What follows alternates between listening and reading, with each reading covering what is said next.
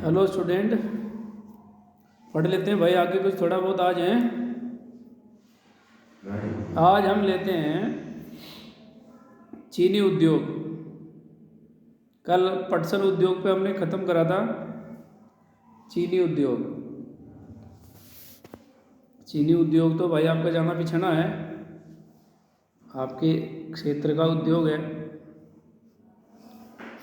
देखिए कुछ बातें चीनी उद्योग के बारे में देख लेते हैं। भारत चीनी उद्योग में विश्व में दूसरा स्थान है, यानी चीनी उद्योग में या आप कहें चीनी उत्पादन में भारत का विश्व में दूसरा स्थान है। लेकिन ये ध्यान रखना, जैसे गुड़ है, खांड सारी है, इस तरह के उत्पादन की यदि बात करें तो भारत का प्रथम स्थान है भाई।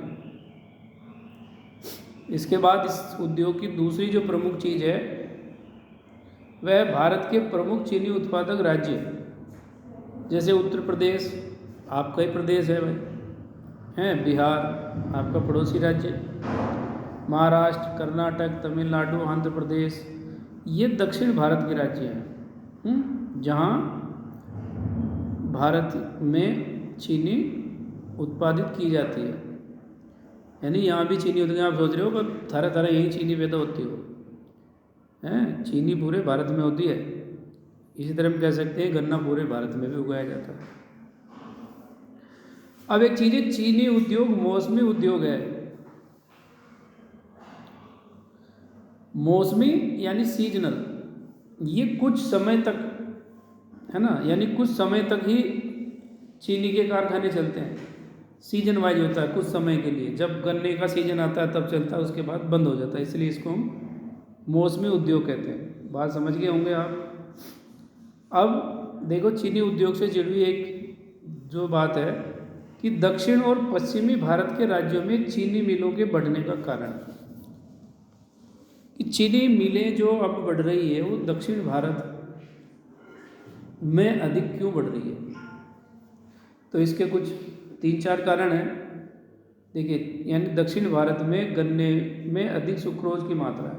सुक्रोज यानी मिठास जो होती है वो दक्षिण भारत में पैदा होने वाले गन्ने में अधिक होती है, इसलिए वहाँ चीनी मिलों की संख्या बढ़ रही है। जबकि उत्तर प्रदेश, बिहार, यहाँ चीनी मिलों की संख्या कम हुई है, घटी है। दूसरा है कि इन क्षेत्रों की जो नम जलवायु है, ठंडी जलवायु है, ये भी चीनी उद्योग के लिए गुणकारी होती है, अच्छी होती है। यानी गन्ना सूखता नहीं है। आपने देखा होगा गन्ना यदि सूखेगा तो उसमें चीनी का उत्पादन कम होगा, तो वहाँ ये सूखने की समस्या नहीं है। तीसरा, इन राज्यों में सहकारी समितियाँ भी सफल रही है। सहकारी क्षेत्र में यानी उत्पादन करने वाले लोग यानी किसान और उन मिलों में काम करने वाले श्रमिक लोग मिलकर मिल का संचालन करते हैं, मिल को चलाते हैं। ये होता है सहकारी क्षेत्र। तो वहाँ ये अधिक सफल है, इसीलिए भी वहाँ मिलों की संख्या ज़्यादा बढ़ रही है। इससे आप सोचोगे इससे फ़ायदा क्या है। देखो, एक आदमी का यदि मिल है तो वो पैसा नहीं देता समय पे, है ना। मिल मालिक कहाँ समय पे पैसा देता, आप देखते हो अपने क्षेत्र में मिलता तो नहीं पैसा। कहते हो जी बस पर्ची आ गई, गन्ना घेर दिया, पैसा पता नहीं कब आएगा, साल में होगा, 2 साल में होगा। जबकि सहकारी क्षेत्र की जो चीनी मिलें होती, क्योंकि वहाँ किसान और मजदूरों की है वो चीनी मिलें, उन्हें आपस में बांटना है उसका जो लाभ है, तो बड़ी आसानी से पैसा सहकारी क्षेत्र में किसानों को मिल जाता है। इसीलिए दक्षिण भारत में ये ज़्यादा सफल हो रही है चीनी मिलें। अब चीनी उद्योग की प्रमुख चुनौतियाँ, यानी जो चीनी उद्योग है इसको किन समस्याओं का सामना करना पड़ता है, वो होती है चुनौतियाँ भाई। अब चुनौतियाँ क्या क्या हो सके। पहला तो यही भी, ये उद्योग कम समय वाला है, यानी अल्पकालिक है, यानी सीजनल है। अब कुछ सीजन तक मालिया मजदूर काम कर रहे हैं, कुछ सीजन तक वो खाली बैठ जाएंगे, तो 12 महीने तो काम नहीं चलता ना। तो ये एक समस्या है इस उद्योग के लिए। उद्योग तो 12 महीने चलना चाहिए, जब भी तो लाभ होगा, तो एक समस्या होगी। पुरानी व असक्षम तकनीक का इस्तेमाल किया जा रहा है, यानी जो टेक्नोलॉजी हमारे यहाँ मिलों में वो पुरानी है, पुराने ज़माने की मशीनें चल रही है ना। प्रौद्योगिकी टेक्नोलॉजी नहीं है, नहीं।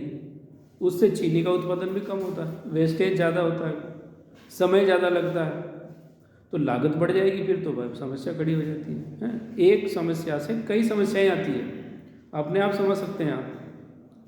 अगर टेक्नोलॉजी ठीक नहीं है तो बहुत सारी समस्या खड़ी हो रही है ना भाई। समय पे चीनी नहीं बनती, कम चीनी बनेगी, वेस्टेज ज़्यादा हो जाएगा, लागत ज़्यादा आ जाएगी। फिर गन्ने का समय पर कारखानों में न पहुंच पाना। देखिए गन्ने को खेत से कारखाने तक पहुंचाना पड़ता है, यानी मिल तक पहुंचाना पड़ता है,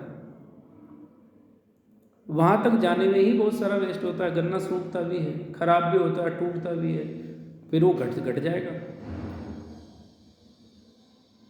अब किसान ने जितना गन्ना मान लिया दिया है वो मिल जाते जाते कम हो जाता है, जो खोई निकलती है उसका इस्तेमाल नहीं हो पाता देश में, वो वेस्ट है,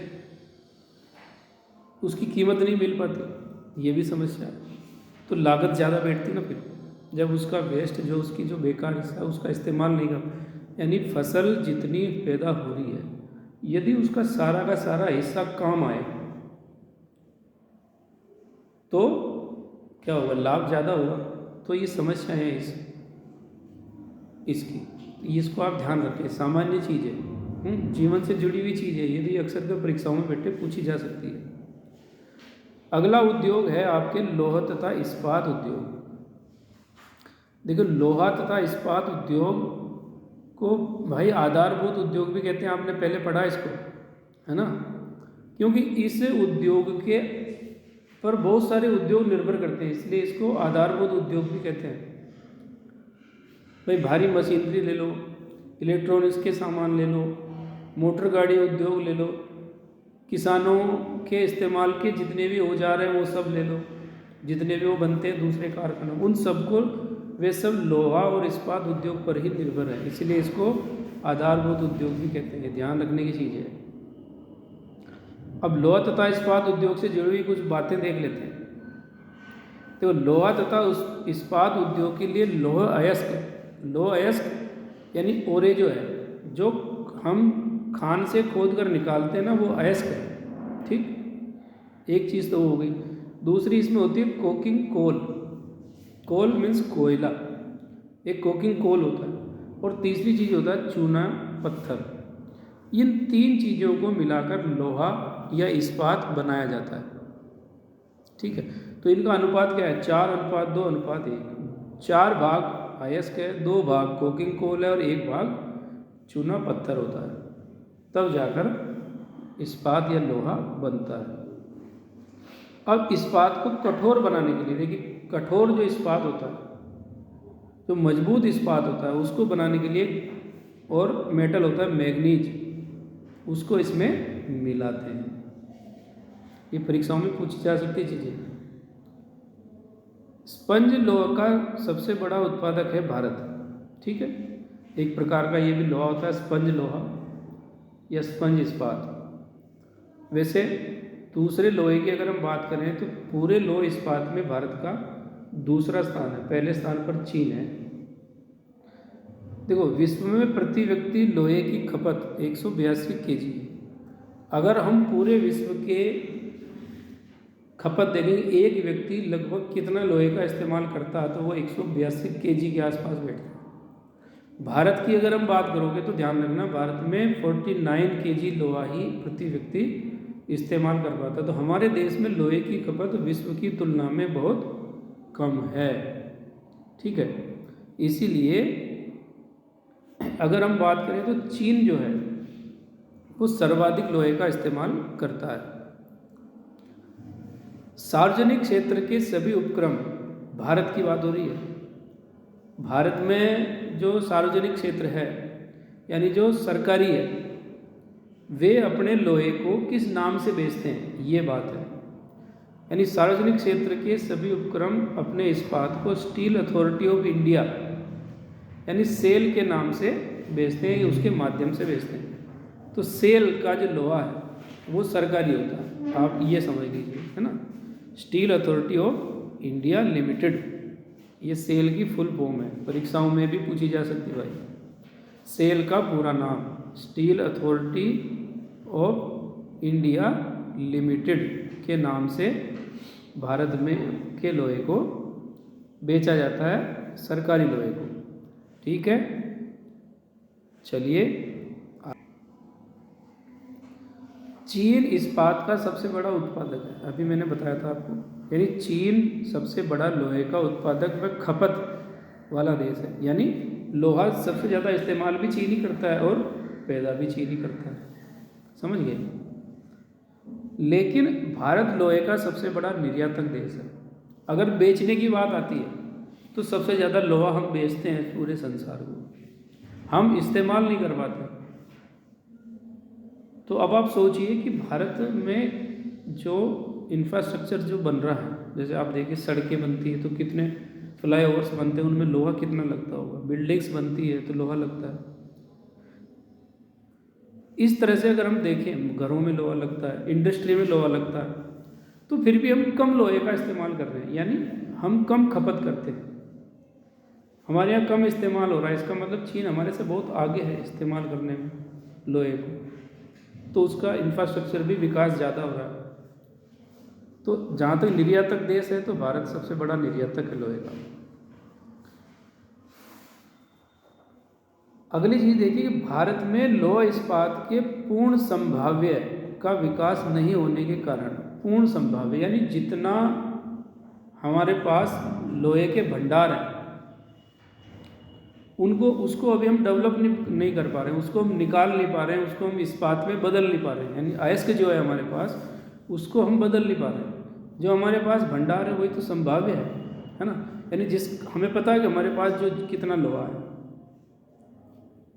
तो जिसका पता है ना, जिसका सर्वेक्षण कर लिया गया वो संभाव्य होता है, लेकिन उसका हम इस्तेमाल क्यों नहीं कर पा रहे, उसके क्या कारण है। हम जो अयस्क है उसको लोहे में बदल नहीं पा रहे हैं। तो देखिए, उच्च लागत तथा कोकिंग कोयले की कमी।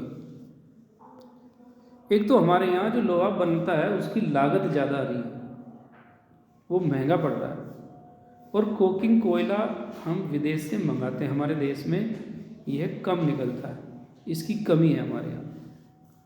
दूसरी बात है कम श्रमिक उत्पादकता, यानी हम जो प्रोडक्शन कर रहे हैं और जितनी श्रमिक शक्ति और जितनी लागत हम निकालने में खर्च करते हैं उसकी तुलना में उत्पादकता कम है, तो वो महंगा पड़ेगा। ऊर्जा की अनियमित पूर्ति, यानी हमारे यहाँ पावर की जो सप्लाई है इंडस्ट्री के लिए, खदानों के लिए, वो अनियमित है, निर्बाध रूप से बिना रुकावट के नहीं चल पाती, कोई न कोई दिक्कत आती रहती है, तो ऊर्जा की कमी है। तीसरी है अविकसित अवसंरचना, यानी लोह इस्पात को बनाने के लिए इंफ्रास्ट्रक्चर बहुत चाहिए। अगर हम बात करें तो भारत में ज़्यादा से ज़्यादा कितने 10 या 12 बड़े कारखाने होंगे लोह इस्पात बनाने के, ज़्यादा नहीं है, तो इस तरह का इंफ्रास्ट्रक्चर होना जरूरी है। और भी इंफ्रास्ट्रक्चर हो सकता है भाई, जैसे मान लीजिए लोहे को निकालना है खानों से, उसको कारखानों तक पहुंचाना भी, तो ये सारा इंफ्रास्ट्रक्चर कहलाता है, तो इसकी भी कमी है। तो ये चीज़ें आप नोट करेंगे, बहुत महत्वपूर्ण है परीक्षा की दृष्टि से भी। चलिए आज इतना ही करते हैं, बाकी फिर देखते हैं कल।